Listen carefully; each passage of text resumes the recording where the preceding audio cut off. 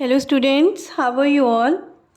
So today's class is about FAOL's principles of management. In last class, we have studied about the importance of management principles. In today's class, we are going to study FAOL's principles of management. Before starting with the principles, we are going to study about Henry Fayol. A short introduction from my side about Henry Fayol. Henry Fayol वो person है जिसने 14 principles of management दिए थे, जिसने ये principles बनाए, जिसने इन principles को बनाया, फॉलो किया और उसके बाद उसको इम्प्लीमेंट किया और जब उसके बेस्ट रिजल्ट्स आए तो उसने लोगों तक इन प्रिंसिपल्स को पहुंचाया। तो हेनरी फ्योल कौन था, हेनरी फ्योल कब बॉर्न हुआ, ये सब छोटी छोटी चीज़ें इसके बारे में हम पढ़ेंगे और समझेंगे। देखिए, Henry Fayol was born in Turkey in 1841। Turkey में 1841 में इसका जन्म हुआ था। इसकी जो डिग्री थी वो थी माइनिंग इंजीनियर। ये कौन था? Mining engineer. समझते हैं माइनिंग इंजीनियर?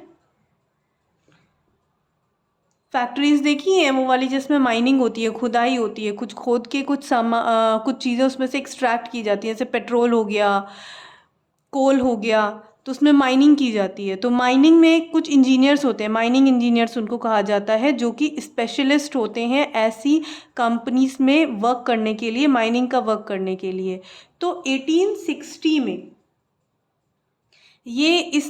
इसने माइनिंग इंजीनियर की डिग्री ली और फिर उसके बाद इसने एज इंजीनियर वर्क करना शुरू कर दिया कोल माइनिंग कंपनी में। किसमें? कोल माइनिंग कंपनी थी, उसमें ये एज इंजीनियर वर्क कर रहा था। लेकिन 1888 में क्या हुआ कि वो जो है कंपनी का मैनेजिंग डायरेक्टर बन गया। मतलब इतने समय काम करने के बाद उसका प्रमोशन हुआ और प्रमोशन होके वो क्या बन गया? उस कंपनी का मैनेजिंग डायरेक्टर। उस समय जो कंपनी की सिचुएशन थी वो काफ़ी खराब थी। कंपनी की सिचुएशन थी इंसॉल्वेंसी की, मतलब कंपनी पूरी तरीके से डूबने के हालातों में थी और उस पे पैसे भी ख़त्म हो चुके थे, मतलब कर्जे में डूब चुकी थी। उसके बावजूद भी जो हेनरी फ्योल था उसने उस चैलेंज को एक्सेप्ट करा और एक्सेप्ट करने के बाद उसने पूरी मेहनत करी उस सिचुएशन को संभालने की, और वो उस सिचुएशन, इंसॉल्वेंसी की सिचुएशन से ओवरकम करने में सक्सेसफुल हो गया। मतलब बहुत ही बुरी कंडीशन थी, मतलब कंपनी ऑलरेडी बंद हो चुकी थी एक तरीके से, और उसने बहुत सारी अपनी मैनेजरियल टेक्निक्स का इस्तेमाल किया, जो सालों से उसने वर्क किया था उसके बेसिस पे, उसका जितना एक्सपीरियंस था उसने सारा का सारा झोंक दिया, चैलेंज लिया और उस कंपनी को जो है बेटर बना दिया। जब वो रिटायर हुआ after 30 years.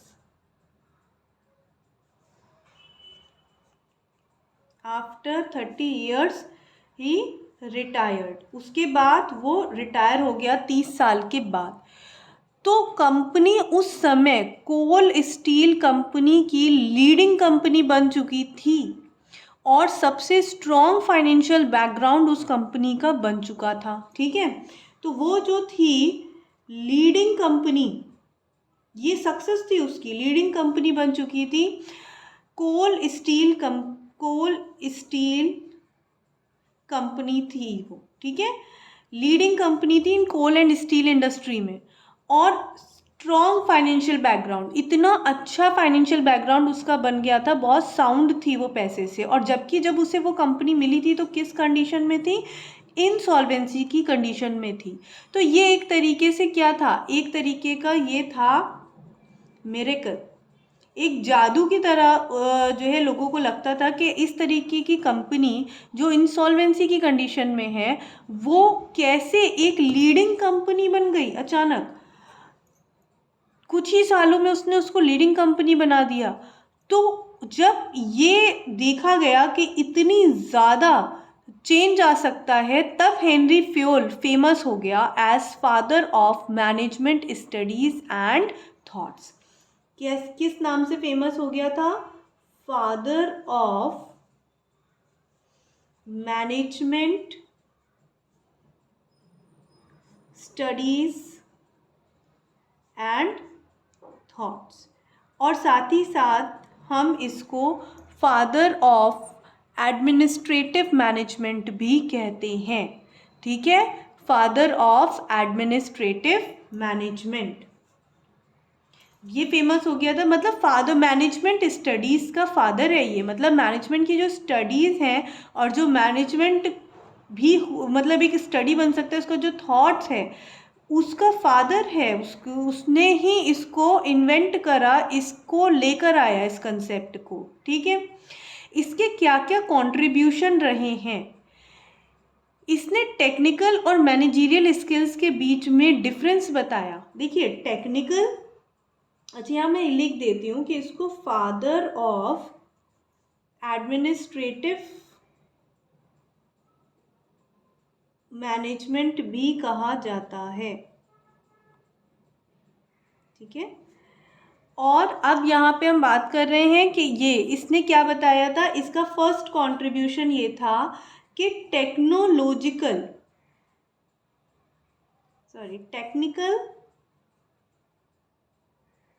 Skills and managerial skills, इनमें डिफरेंस होता है। ठीक है, टेक्निकल स्किल्स अलग होते हैं और मैनेज करने के स्किल्स अलग होते हैं, इसमें अंतर इसने बताया। ठीक है, इसने मैनेजमेंट के जो प्रोसेस के हम 5 स्टेप्स पढ़ते हैं ना, प्लानिंग, ऑर्गेनाइजिंग, ये था इसका दूसरा कंट्रीब्यूशन। जो हम स्टेप्स पढ़ते हैं, planning, organising, staffing, directing and controlling, ये जो 5 स्टेप हैं ये भी इसी की देन है। हेनरी फ्योल ने ही ये 5 स्टेप दिए थे।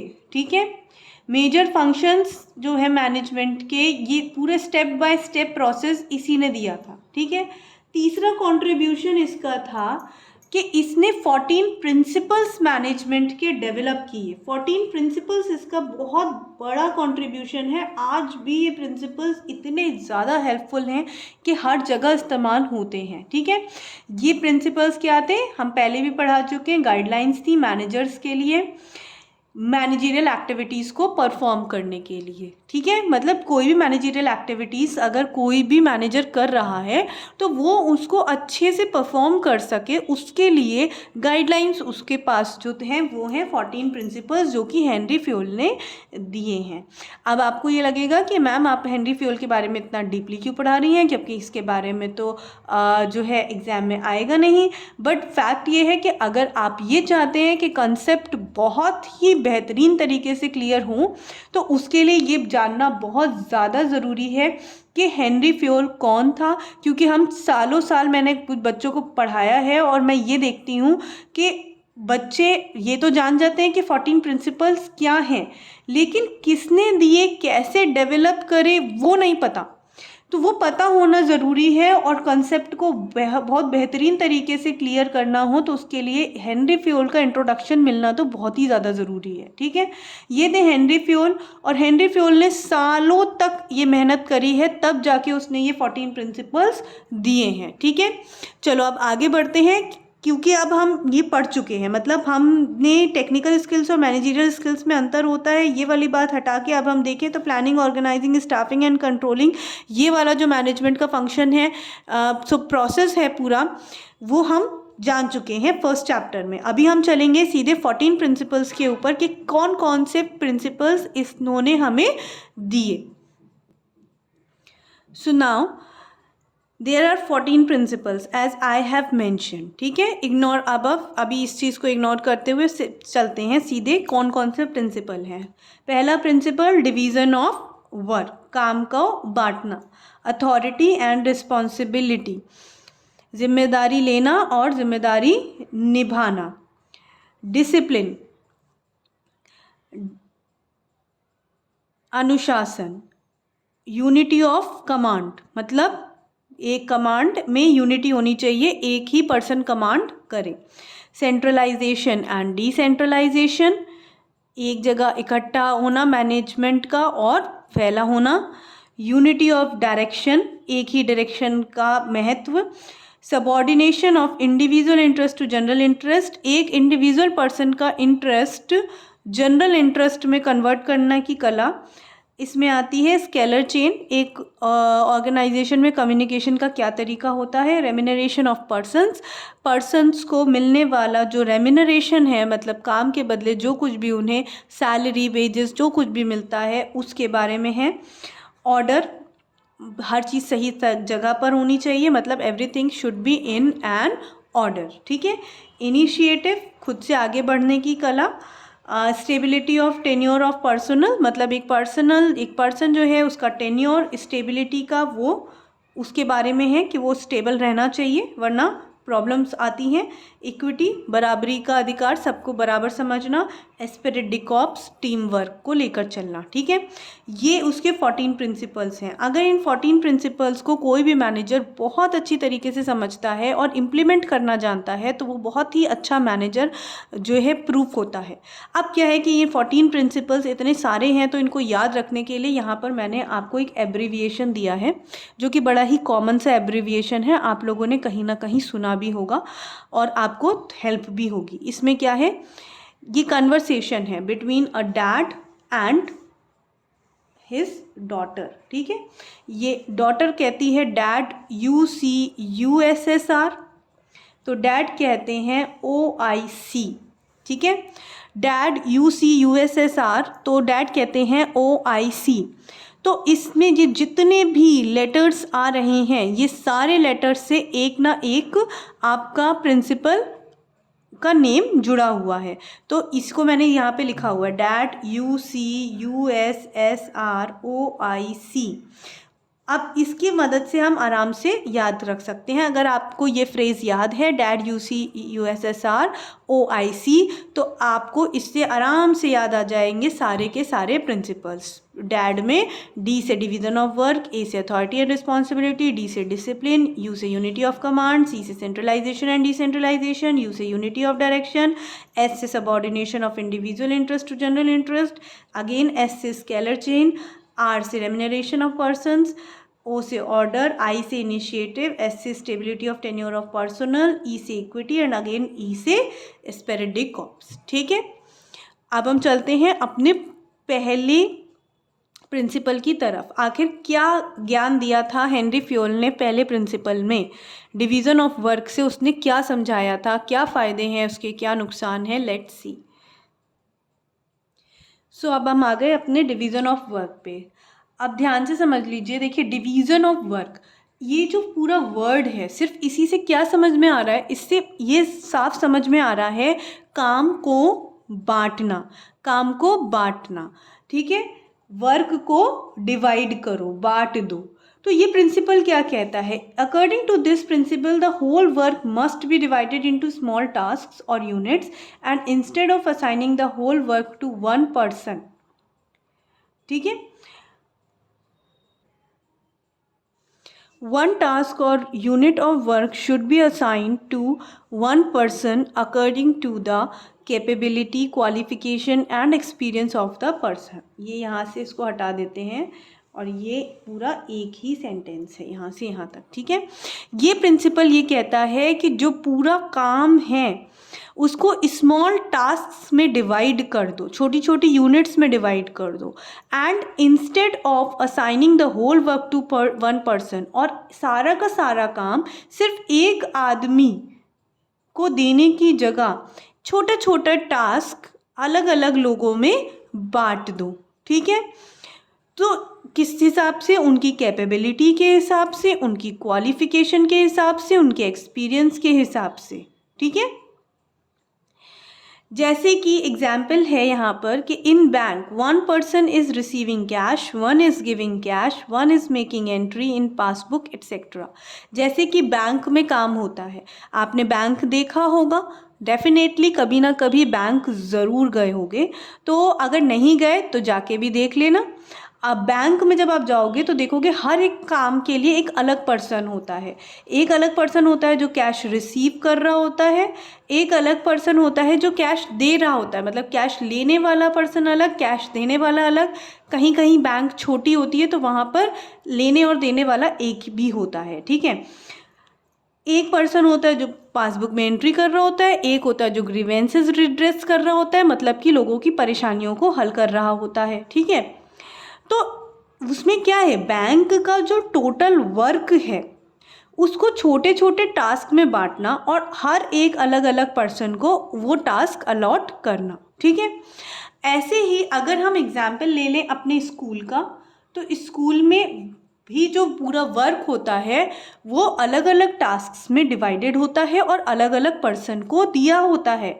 जैसे कि आपका कॉमर्स डिपार्टमेंट जो होगा, उस कॉमर्स डिपार्टमेंट में आपके हर एक सब्जेक्ट का एक अलग टीचर होगा, तो मतलब हर एक सब्जेक्ट को पढ़ाने के लिए एक अलग टीचर हायर किया हुआ है और ऑफिस के काम के लिए अलग पर्सन्स हायर किए गए हैं।